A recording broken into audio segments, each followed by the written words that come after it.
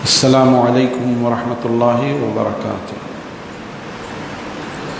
اعوذ باللہ السمیع العلیم من الشیطان الرجیم من ہمزہ ونفخہ ونفثہ بسم اللہ الرحمن الرحیم۔ سبحانک لا علم لنا الا ما علمتنا انک انت العلیم الحکیم۔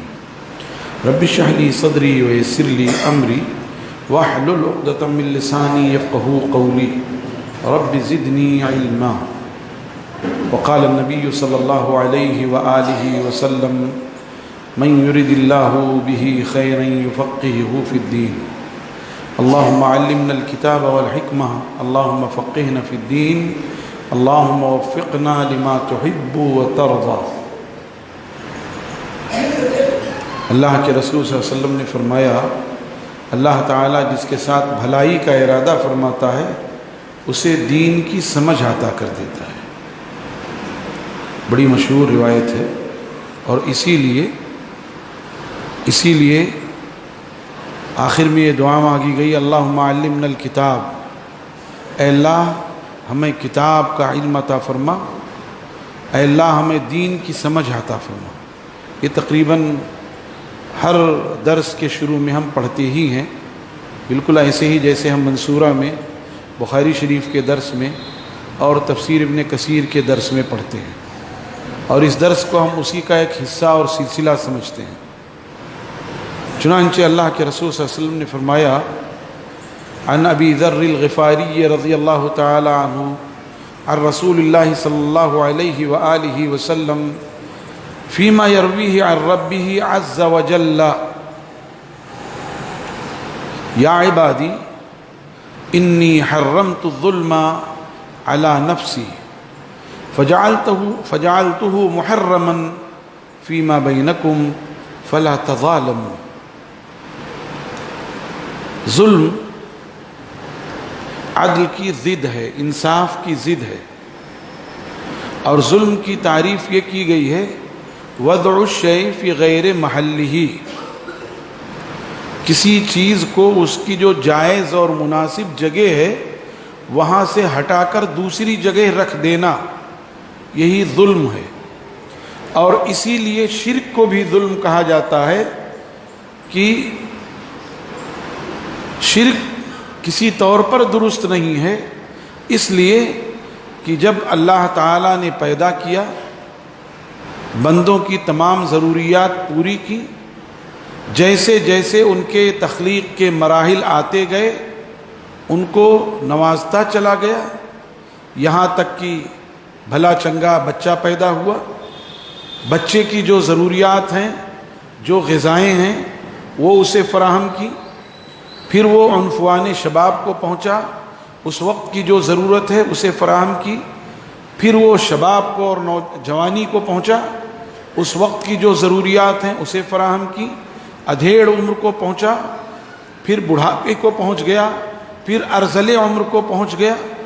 ہر مرحلے میں انسان کی جو ضروریات ہیں اللہ تعالیٰ اس کی تکمیل کرتا ہے، اور انتہائی دقیق اور باریک انداز میں اس کی تکمیل کرتا ہے۔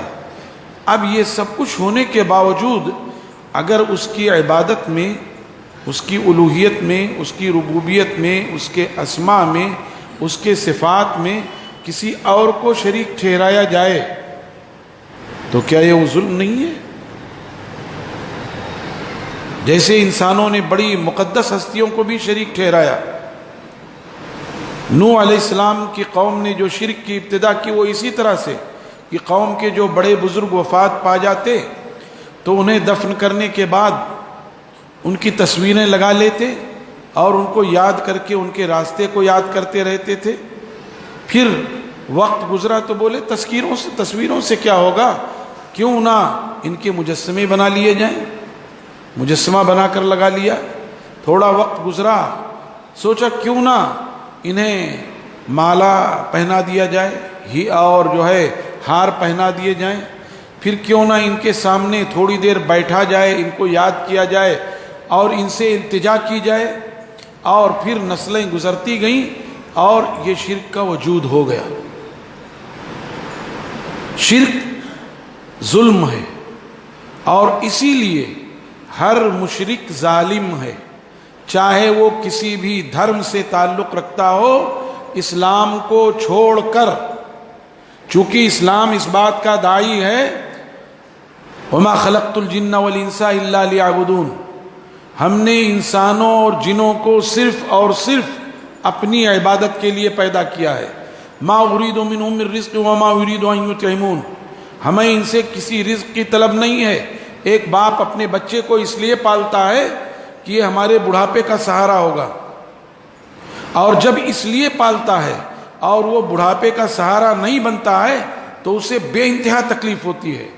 لیکن اگر وہ اپنے بچے کو اس لیے پالے کہ یہ اللہ تعالیٰ نے ہماری ذمہ داری بنا دی ہے، ہم گھر کے ذمہ دار ہیں، اس بچے کے کفیل ہیں، اس لیے ہم اس کو پالتے ہیں، ہمارا فرض ہے کہ ہم اس کو اچھی غذا فراہم کریں، جائز اور حلال پوشاک فراہم کریں، اچھی تعلیم و تربیت سے آراستہ کریں، بس ہماری ذمہ داری یہ ہم نے نبھا دیا۔ اب وہ بچہ آگے بڑا ہو کر کے آپ کو چھاؤں دیتا ہے تو آپ کا دل بڑا ہو جائے گا، آپ کو خوشی ہوگی۔ لیکن اگر اس نے آپ کو چھاؤں نہیں دیا، اس خودداری اور خود غرضی کے دور میں، اس مادیت کے دور میں کہ بچے کی شادی ہوئی، بچے نے الگ گھر بسا لیا، تو آپ کو کوئی تکلیف نہیں ہوگی۔ کیوں؟ اس لیے کہ آپ نے اپنے رب کا فرمان سمجھ کر، اپنے نبی صلی اللہ علیہ وسلم کی سنت سمجھ کر اس کی تربیت کی تھی، اس سے آگے کچھ نہیں چاہا تھا، اس سے آگے کچھ نہیں چاہا تھا۔ لہذا آپ کو تکلیف نہیں ہوگی ان لوگوں کے مقابلے میں جو اپنے بچے کو اس لیے پالتے ہیں، جیسے انہوں نے ایک پیڑ لگایا تھا کہ جب یہ پیڑ بڑا ہوگا چھاؤں دے گا تو اس کے چھاؤں میں آرام کریں گے، یہ پیڑ پھل دے گا، اس کے پھل سے کھائیں گے، اور جب وہ پیڑ ناکارہ ہو گیا تو ساری تمنائیں دم توڑ گئیں۔ ایسے ہی اس بچے کے تعلق سے بھی اگر یہی سوچا تو ظاہر ہے پھر بیماری، تکلیف، مصیبت، الجھن نہیں ہوگی تو اور کیا ہوگا۔ آج ہم لوگ اپنے بچوں کی جو شکایت کرتے ہیں، تھوڑا کھوٹ اپنا بھی ہے۔ بچپن میں اس نیت سے ہم نے تربیت نہیں کی، اور اس درس کی شروعات ہی انما الاعمال بالنیات سے ہوئی ہے، عمل کا دار و مدار نیت پر ہے۔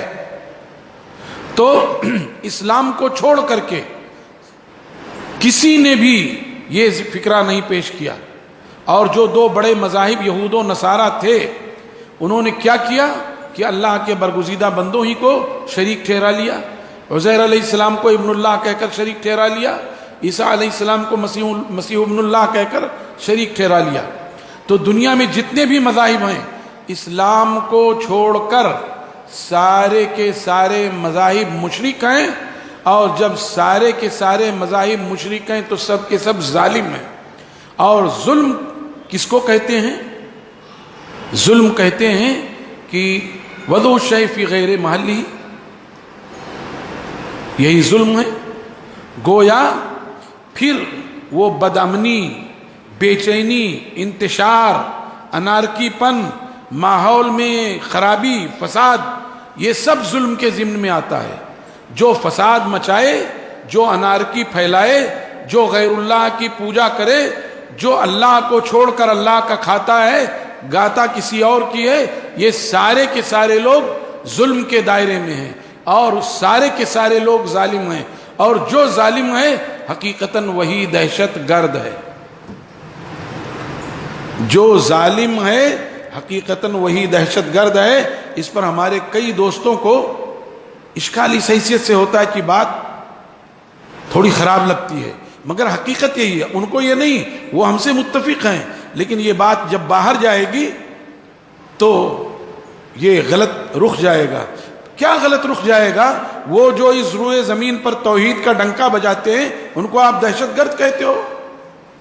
وَإِذَا قِيلَ لَهُمْ آمِنُوا كَمَا آمَنَ النَّاسُ قَالُوا أَنُؤْمِنُ كَمَا آمَنَ السُّفَهَاءُ، جب ان سے کہا جاتا ہے کہ ایمان لے آؤ، کہتے ہیں ارے ان بیوقوفوں کی طرح، ملاؤں کی طرح ایمان لے آئے۔ حقیقت یہ ہے کہ وہ بیوقوف ہیں۔ وَإِذَا قِيلَ لَهُمْ لَا تُفْسِدُوا فِي الْأَرْضِ قَالُوا إِنَّمَا نَحْنُ مُصْلِحُونَ، جب ان سے کہا جاتا ہے کہ زمین میں فساد برپا مت کرو، کہتے ہیں صاحب ہم ہی تو اصلاح کے اور ریفارمنگ کے ٹھیکیدار ہیں۔ تو وہ تو مسلمانوں کو جن کا وجود دنیا میں صرف اصلاح کے لیے ہے، کنتم خیر امۃ اخرجت للناس ہیں، جو جب ان کو وہ دہشت گرد کہتے نہیں تھکتے ہیں جو 100 نہیں کئی 100% غلط ہے، تو جو حقیقی معنوں میں دہشت گرد ہیں ان کو ہمیں دہشت گرد کہنے میں کیا تکلف ہے اور کیا تکلیف ہے اور کیا جھجک ہے؟ اور ہم تو دلیل کی بنیاد پر، برہان کی بنیاد پہ کہتے ہیں کہ اسلام اور مسلمانوں کو چھوڑ کر کے دنیا کے سارے لوگ دہشت گرد ہیں۔ ایسے ہی جب جناب محمد الرسول اللہ صلی اللہ علیہ وآلہ وسلم کی بعثت ہوئی، آپ سے بات کہی جا چکی ہے کہ تمام انبیاء کی بعثت ان کی قوموں میں تھی، لیکن جناب رسول اللہ صلی اللہ علیہ وسلم کی بعثت پوری انسانیت کے لیے تھی، پوری انسانیت کے لیے۔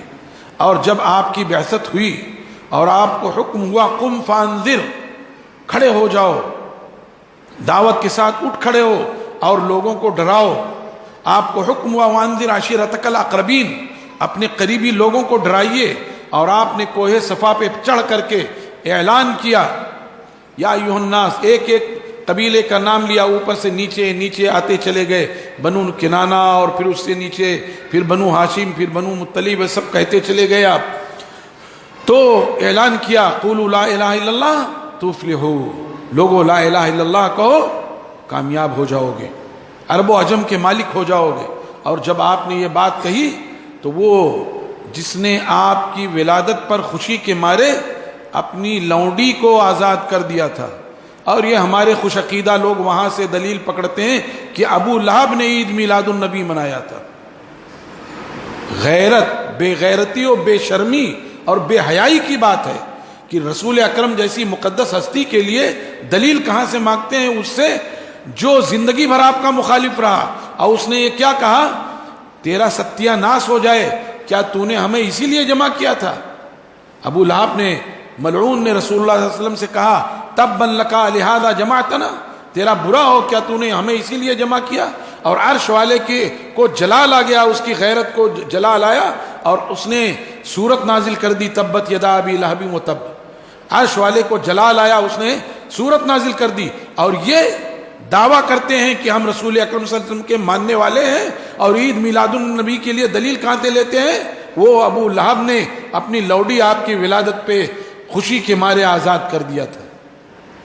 توف ہے ایسی عقل پر، حیرت ہے ایسی عقل پر۔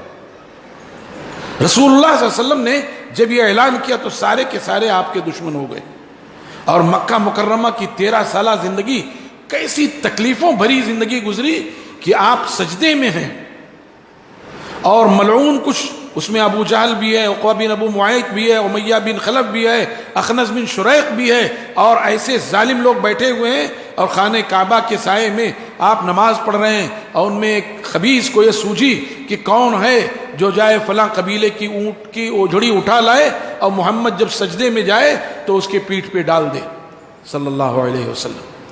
چنانچہ ایک کمبخت اٹھا، اخنس غالباً اٹھا، اور وہ جا کر کے اٹھا لایا اور انتظار کرتا رہا، اور جب آپ سجدے میں گئے تو آپ کی پشت مبارک پر وہ بوجھ ڈال دی اس نے، اور آپ اس کی بوجھ سے اٹھ نہیں پا رہے تھے۔ عبداللہ ابن مسعود رضی اللہ عنہ کہتے ہیں کہ میں تو ایک غلام تھا، کاش کہ میرے پاس یہ طاقت ہوتی کہ میں جا کر کے ہٹا سکتا، یہ جرات نہیں تھی۔ میں نے جا کر کے آپ کی بیٹی فاطمہ کو خبر دی، وہ آئیں، اپنے باپ کی پشت سے وہ اوجھ ہٹایا اور ان لوگوں کو برا بھلا کہا، تب آپ اٹھے، اور اس وقت آپ نے بد دعا کی اللہم علیک بقریش، اللہم علیک بقریش، اللہم علیک بقریش، اللہم، اور نام لیے سب کے آپ نے، اور سب ڈر گئے، جانتے تھے کہ اس جگہ جو دعا مانگی جاتی ہے وہ قبول ہوتی ہے۔ یہ سارے کے سارے بدماش غزوہ بدر میں قتل کیے گئے، سب غزوہ بدر میں قتل کیے گئے جنہوں نے آپ کے ساتھ یہ کیا تھا۔ تو مکہ مکرمہ کی 13 سالہ زندگی آپ کے ساتھ اور آپ کے صحابہ کرام کے ساتھ کیسی گزری ہے، اسے ہمیں درس میں کبھی مستقل ایک سلسلہ چلے، تھوڑے ہی لوگ صحیح تو سیرت کے دروس کو پڑھنا چاہیے۔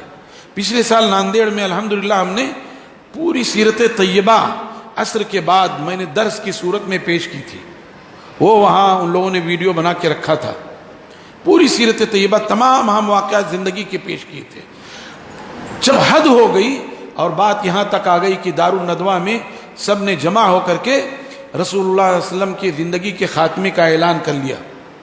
ہاں انہوں نے وَإِذْ يَمْكُرُ بِكَ الَّذِينَ كَفَرُوا لِيُثْبِتُوكَ أَوْ يَقْتُلُوكَ وَإِذْ يَمْكُرُ بِكَ الَّذِينَ كَفَرُوا لِيُثْبِتُوكَ أَوْ يُخْرِجُوكَ أَوْ يَقْتُلُوكَ.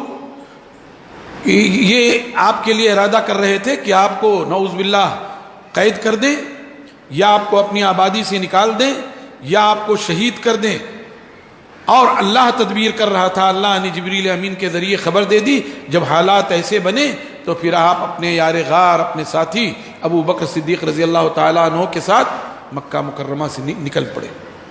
اور نکلے کیسے آپ کی آنکھوں سے آنسو جاری تھے. آپ کہتے تھے کعبہ تجھے معلوم ہے کہ مجھے تجھ سے کتنی محبت ہے, مکہ کے ذرے ذرے سے کتنی محبت ہے. اگر تیری قوم مجھے نہ نکالتی تو میں نہ نکلتا. دکھے دل کے ساتھ آپ نکلے اور مدینہ طیبہ تشریف لے گئے. لیکن ظالم تو ظالم ہوتا ہے, گنڈا تو گنڈا ہوتا ہے.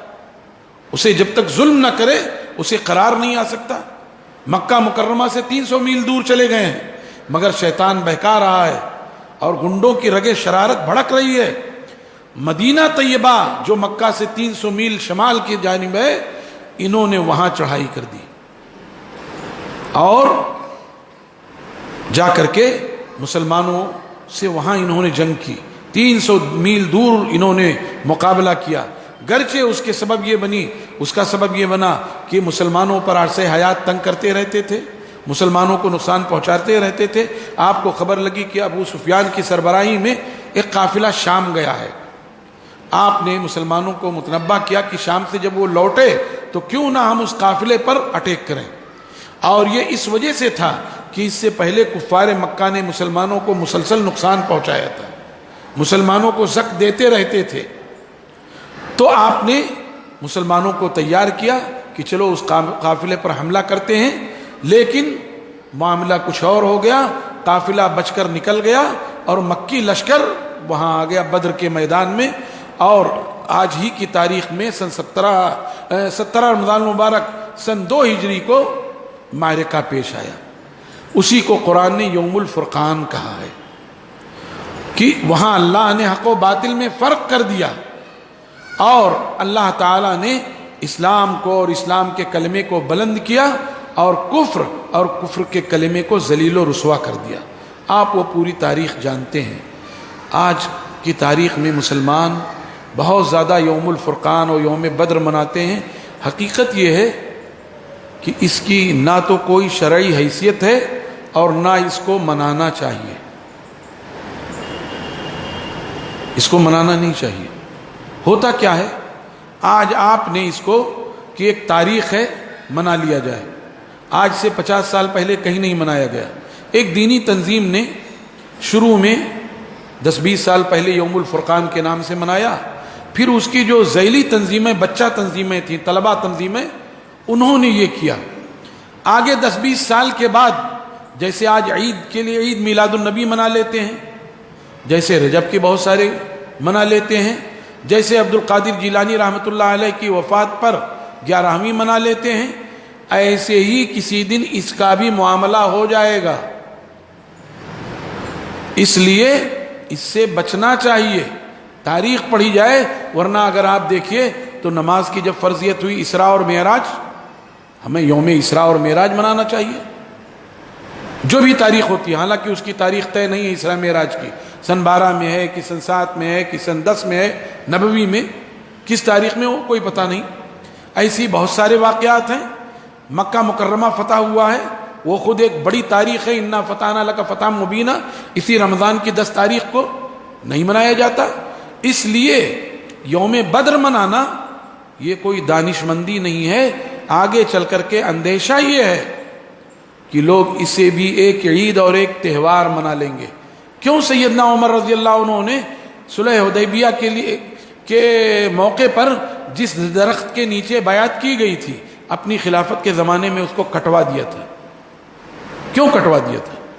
اب ان سے پوچھیں تو یہ کہیں گے کہ عمر ظالم تھے, ہمارے ایک مقدس جو ہے چیز کو انہوں نے کٹوا دیا. جیسے وہاں کی حکومت ظالم ہے کہ بہت سارے قبوں اور مزاروں کو گرا دیا. عمر بھی ظالم تھے نعوذ باللہ, یہ تو یہ کہہ دیں گے. لیکن عمر رضی اللہ تعالیٰ عنہ دانش مند تھے کہ آگے چل کر کے ایسا ہو جائے گا، تو یہ منانا درست نہیں ہے۔ یوم بدر سے جو آپ کو نصیحت ملتی ہے وہ یہ ہے کہ رسول اللہ صلی اللہ علیہ وسلم نے جس صبح میں معرکہ پیش آیا پوری رات بلک بلک کر دعا مانگتے ہوئے گزاری، رو رو کر دعا مانگتے ہوئے گزاری۔ وہ ہستی جو سید الاولین والآخرین ہے، ایسا آپ رو رہے تھے، بلک رہے تھے، رونے کی وجہ سے آپ کا بدن ایسا ہل رہا تھا کہ آپ کے بدن مبارک سے چادر گر گئی، چادر گر گئی۔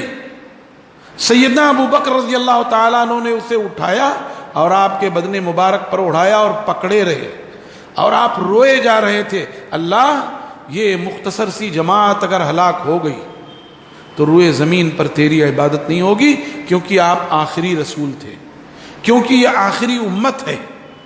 اگر یہ امت ہلاک ہو گئی، یہ مختصر افراد ہلاک ہو گئے تو قیامت تک تیری عبادت نہیں ہوگی۔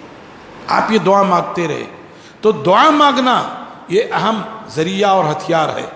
اور دعا مانگنے کے آپ نے دعا پر اکتفا نہیں کیا کہ بغداد لٹ رہا ہے اور محدث دوراں ابھی قال حدثنا فلان قال حدثنا فلان قال حدثنا البخاری قال رسول اللہ صلی اللہ علیہ وسلم، بخاری کا درس منا رہے ہیں، اور ہلاکو اور چنگیز کی فوجیں بغداد کی اینٹ سے اینٹ بجا رہی ہیں، اور سیدنا عبد القادر جیلانی رحمۃ اللہ علیہ آرام فرما رہے ہیں، پیر پھیلائے ہوئے آرام فرما رہے ہیں، اور بغداد کی اینٹ سے اینٹ بجائی جا رہی ہے، اور محدث دوراں بخاری ختم کر رہے ہیں۔ کیا ہوا؟ دنیا نے دیکھا، ختم ہو گیا سب۔ تو صرف دعا سے کام نہیں ہونا، دعا تو اہم ہے ہی، لیکن دعا کے ساتھ ساتھ تدبیر کی جائے۔ دعا اہم ہے، دعا چھوڑی نہ جائے، لیکن دعا کے ساتھ ساتھ تدبیر کی جائے۔ کیوں رسول اللہ صلی اللہ علیہ وسلم نے اپنے گنے چنے ساتھیوں کو لا کر 1000 کے لشکر جرار کے سامنے ڈال دیا؟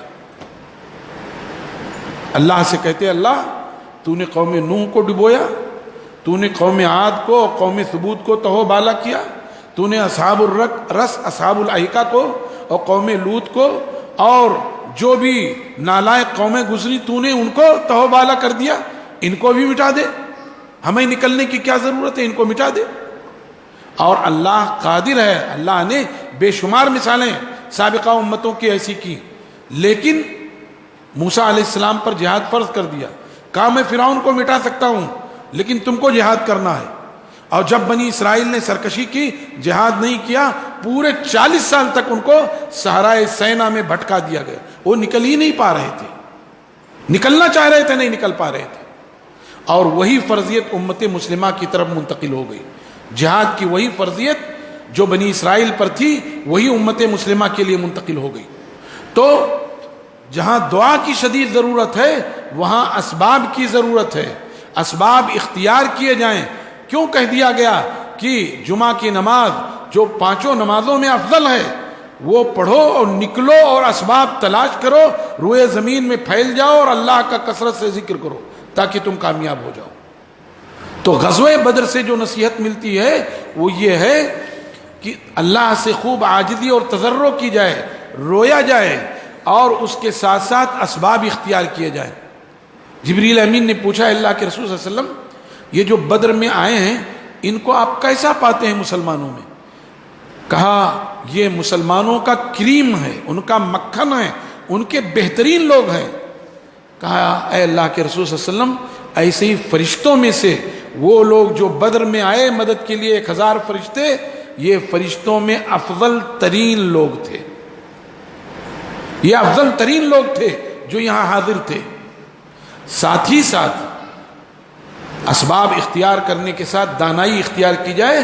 چنانچہ بدر کے میدان میں رسول اللہ صلی اللہ علیہ وسلم نے جو پوزیشن اختیار کی، جو جنگی تدبیر کی، آج بھی تاریخ حیرت زدہ ہے، اور جنگوں کی تاریخ لکھنے والے بدر کی تاریخ کو نہیں بھولتے ہیں۔ جنگوں کی تاریخ جو پورے دنیا کے جنگوں کی تاریخ لکھتے ہیں وہ بدر کی جو جنگی پوزیشن تھی، جنگی چالیں تھیں، اس کو کبھی نہیں بھولتے ہیں۔ لکھتے ہیں کہ کس انداز میں رسول اللہ صلی اللہ علیہ وسلم نے جنگی پوزیشن سنبھالی اور پانی کے چشمے اپنے پیچھے کر لیے پورے چشمے پر مسلمانوں کا کنٹرول تھا، مسلمان بالائی کی طرف تھے، اسی درمیان جب بارش ہوئی تو بارش پیچھے کی طرف نیچے کی طرف بہہ کر جب گیا تو وہ ریت جو ہے دلدل ہو گیا، وہ اس میں پھنس جا رہے تھے، اور مسلمان اوپر کی طرف تھے، وہ ریت جم گیا، مسلمان آرام سے چلتے تھے۔ بہرحال اس کی تفصیل ہے، وقت روز زیادہ ہو جا رہا ہے، مجھے سوچتا ہوں کہ کسی طرح ہمارے ایک دوست نے مجھ سے کہا بھی کہ مختصر ویڈیو بنائیں تو لوگ سنیں گے، لیکن اب وہ بولتے رہیے تو زیادہ ہو جاتا، افسوس ہے، پھر بھی 15 منٹ سے زیادہ ہو جاتا ہے، بات کبھی اور ہوگی۔ کیا ہے یہاں بدر میں جو یہاں آج کے دن جو خاص بتانا میں چاہتا ہوں، یوم بدر کے نام سے کوئی پیغام اور کوئی پروگرام کرنا نہیں چاہیے، ورنہ آگے چل کر یہی چیز دوسرا رخ اختیار کر لے گی۔ البتہ پڑھنا ضرور چاہیے، سیرت طیبہ کے لیے مجلس منعقد کرنی چاہیے، کبھی آپ لوگوں کو بھی موقع رہے گا، میں انشاءاللہ لبیک کہتا ہوں، میں آپ کے لیے وقت دوں گا، ایسی بیٹھ کر سیرت طیبہ کے لیے مختصر 15 منٹ میں پوری سیرت طیبہ آپ کے لیے بیان کر دوں گا، اور جو لوگ مسجد قمر الدین یوٹیوب چینل نکال سکتے ہوں اس سے نکال کر پڑھنا چاہیں تو پڑھ سکتے ہیں، ورنہ افضل یہ ہے کہ کتاب پڑھیے، ہم سے افضل تو کتاب ہے، الرحیق المختوم پڑھیے، رحمت للعالمین پڑھیے، در یتیم پڑھیے، محسن انسانیت پڑھیے، پیغمبر اعظم و آخر پڑھیے، کتابیں ہیں۔ اللہ ہم سب کو جناب رسول اللہ صلی اللہ علیہ وسلم کی سچی محبت نصیب فرمائے، اللہ ہم سب کو ظلم سے بچائے، کفار کا ظلم ہی نہیں، ہم آپس میں بھی ایک دوسرے پر ظلم کرتے ہیں، اللہ ہمیں آپس میں ایک دوسرے پر ظلم سے بچائے، ہمیں رسول اللہ صلی اللہ علیہ وسلم کی سیرت طیبہ کو اپنانے کی، اسے اپنی عملی زندگی میں نافذ کرنے کی توفیق عطا فرمائے، رسول اللہ صلی اللہ علیہ وسلم کے پیغام کو دنیا کے کونے کونے تک پہنچانے کی توفیق عطا فرمائے۔ وآخر دعوانا ان الحمدللہ رب العالمین، وصلی اللہ وسلم وبارک علی نبینا محمد وعلی آلہ وصحبہ اجمعین ومن تبعہم بإحسان الی یوم الدین، والسلام علیکم ورحمۃ اللہ وبرکاتہ۔